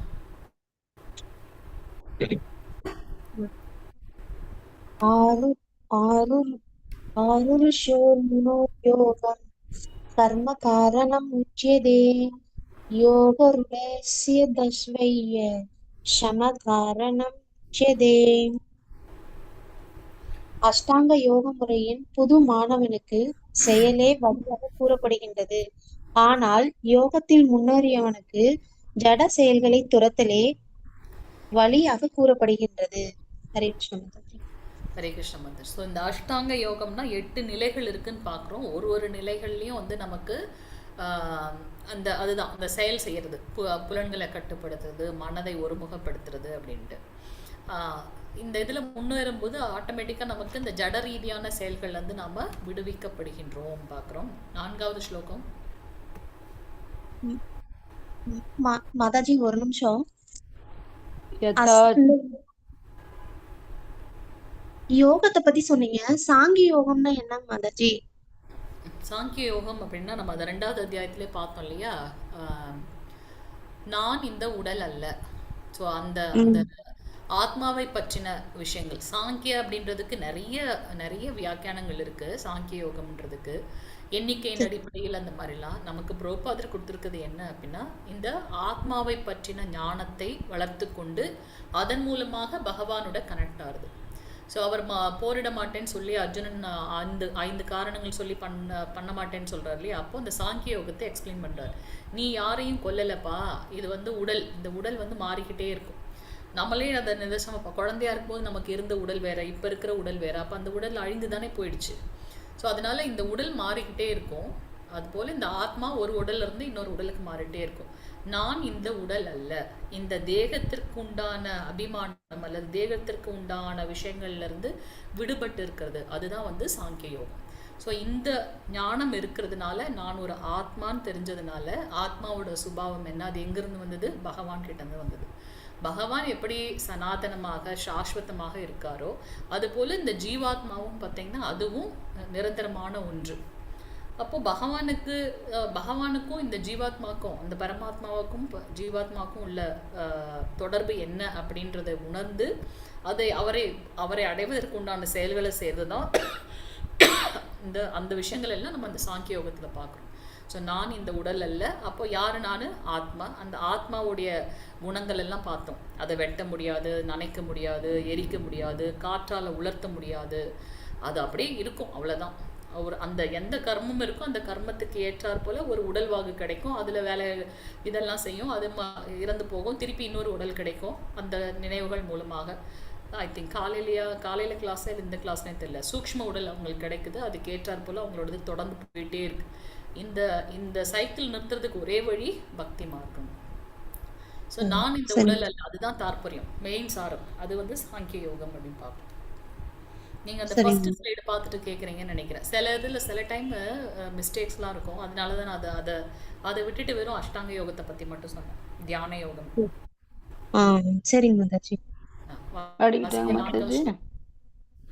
யதா यथा जीनेन्द्रियार्थेषण कर्म वनुष्यते सर्वसङ्कल्प सन्न्यासी योगारूढस्तदे सोच्यते यते. हरे कृष्णा. ஸோ எப்போது ஒருவன் பலநோக்கு செயல்களிலும் புலனுணர்ச்சிகளிலும் ஈடுபடாமல் பௌதிக ஆசைகளை துறந்த நிலையில் இருக்கின்றானோ அவங்க தான் வந்து யோகத்தில் உயர்ந்தவர்களாக கருதப்படுகின்றார்கள். தேங்க்யூ மாதாஜி. ஸோ இந்த புலநோக்கு விஷயங்கள், புலனின்ப விஷயங்கள் அல்லது பலநோக்கு செயல்கள், இதை செஞ்சால் இந்த பிரதிபலனை எதிர்பார்த்து செய்யக்கூடிய செயல்கள்ல இருந்து விடுபட்டு இந்த பௌதிக ஆசைகள்லாம் துறந்து இருக்காங்க இல்லையா, அவங்க தான் வந்து உயர்ந்த ஞானத்தில் நிலை பெற்றவர்கள் அப்படின்றத நம்ம பார்க்குறோம். இந்த அஷ்டாங்க யோகத்தில் 2 நிலை இருக்குது. ஒன்று வந்து இந்த ஆரம்ப நிலை யோகா ருஷ அப்படின்னு, இன்னொரு நிலை வந்து யோகா ரூட அப்படின்னு, இந்த 2 நிலைகள் இருக்குது. ஸோ இங்கே நம்ம வந்து இந்த 2 நிலைகளில் இருக்கக்கூடியவங்களுடைய செயல்கள் என்ன அப்படின்னு பார்க்குறோம். இந்த ஆரம்ப நிலை அவங்க வந்து பார்த்தீங்கன்னா பற்றின்மை அடைய உதவும் இந்த செயல். அது மட்டும் இல்லாமல் தூய்மையை, இந்த யம நியம ஆச்சனை இதெல்லாம் பார்க்குறோம் இல்லையா, அதுதான். அதுலேயும் அந்த உயர்ந்த நிலை நீங்கள் என்னன்னு பார்த்தீங்கன்னா, எப்படி வந்து ஒரு காற்று இல்லாத இடத்துல ஒரு தீபம் ஏற்றி வச்சோன்னா அது அப்படியே நிலையாக எரிஞ்சிட்ருக்கு இல்லையா, அது போல் அவங்க ஒன்ஸ் அந்த மனசை லயித்து விட்டாங்க அப்படின்னாக்கா அதில் தியானம் சமாதி, அந்த அந்த உயர்ந்த நிலை வந்து யோகா ரூட அப்படின்னு பார்க்குறோம். என்னென்ன அந்த 2 நிலை, ஒன்று வந்து யோகா ருஷ ஆரம்ப நிலை, இன்னொன்று வந்து யோகா ரூட அந்த அட்வான்ஸ்டு ஸ்டேஜ் அப்படின்னு பார்க்குறோம். ஸோ இதில் வந்து பார்த்திங்கன்னா ஜட இயற்கைகள்லாம் விடுபட்டு அவங்க மனசை கட்டுப்படுத்தி தியானத்தில் நிலைத்து இருக்கின்றார்கள் அப்படின்றத நம்ம இங்கே பார்க்கணும். ஸோ இந்த மன இயக்கங்கள் எல்லாம் அங்கே வந்து தொலைந்து விடுகின்றது, அதுதான் வந்து உயர்ந்த நிலை. இப்போ 8 நிலைகள் பார்த்தோம் இல்லையா, யம நியமங்கள் எல்லாம் என்னன்னு பார்ப்போம். செய்ய வேண்டிய விதிகளை செய்யறது, செய்ய வேண்டிய விஷயங்களை செய்யறது நியமம். 16 மாலைகள் ஜபம் பண்ண வேண்டும். செய்யக்கூடாததெல்லாம் விட்டுடுறது. நமக்கு புரோபாதர் கொடுத்துருக்காரு, புலால் உண்ணக்கூடாது, தகாத பாலுறவு கூடாது, மது கூடாது, சூது கூடாது, இதெல்லாம் யமம். ஸோ யமம் இதெல்லாம் ஃபாலோ பண்ணும். நியமம் அப்படின்னாக்கா செய்ய வேண்டிய கடமைகள், மங்களார்த்தி அட்டன் பண்ணுறது, பக்தர்களோட சங்கத்தில் இருக்கிறது, பக்தர்களோட சங்கத்தில் சாஸ்திரம் படிக்கிறது, நாம உச்சாடனம் செய்வது, ஸ்ரீமத் பகவத்கீதை ஸ்ரீமத் பாகவதம் படிக்கிறது, அதெல்லாம் நியமம். ஆச்சனம் அப்படின்னாக்கா சரியான அந்த அமரக்கூடிய இடத்தை வந்து அவங்க தேர்ந்தெடுக்கிறது. அதை ஆசனம் இடத்தை தேர்ந்தெடுத்ததுக்கு அப்புறம் எப்படி அமர்றது, அதுக்கப்புறம் வந்து பிராணாயாமம் மூச்சு பயிற்சி பண்ணுறது. அந்த மூச்சு பயிற்சி செய்யும்போது அடுத்த நிலை பிரத்யாகாரம். இந்த புலனின்ப விஷயங்கள்ல இருந்தெல்லாம் அந்த மனசை கட்டுப்படுத்துது, புலன்களை கட்டுப்படுத்துது. புலன்களை கட்டுப்படுத்தி முடிச்சதுக்கு அப்புறமா மனதை கட்டுப்படுத்துறது. புலன் மனம், அடுத்து மனம் தான் வந்து தாரணை, பகவானின் ரூபத்தில் மனதை நிலைநிறுத்தி செய்வது. நமக்குள்ளாரையே எல்லாருக்குள்ளேயும் பகவான் ஸ்ரீரோதகஷா விஷ்ணுவாக பரமாத்மாவாக இருக்கான்னு படிக்கிறோம், ஆனால் அதை நம்ம எவ்வளோ தூரம் ப்ராக்டிக்கலாக பார்க்குறோம் இல்லையா. ஸோ அது வந்து தாரணை, பகவானுடைய ரூபத்தில் மனதை நிலைநிறுத்துதல், அதை அப்படியே சஸ்டெயின் பண்ணுறது, அதை அப்படியே என்ன சொல்கிறது நிலைத்திருக்க செய்வது, அதுதான் தியானம். பகவான் மீது ஆழ்ந்த தியானத்தில் ஈடுபடுது. கடைசியாக முழுவதுமாக சமாதியில் ஆழ்ந்துள்ள நிலை, பகவானோட ஒன்றிணைதல் அப்படின்னு பார்க்கணும். ஸோ இது வந்து அஷ்டாங்க யோகத்துடைய 5 நிலைகள். 5வது ஸ்லோகத்திலேருந்து நாளைக்கு பார்க்கலாம். வாஞ்ச கல்பதருப்யஸ்ய கிருபா சிந்துப்யவச்ச பதிதானாம் பாவனேபியோ வைஷ்ணவேபியோ நமோ நமः. अनंत कोटि वैष्णव वृंद की जय. नामाचार्य श्रील हरिदास ठाकुर की जय. जगत गुरु श्रील प्रभुपाद की जय. प्रेमानंद हरि हरि बोल. हरे कृष्ण. हरे बोल. जय जय हरे कृष्ण.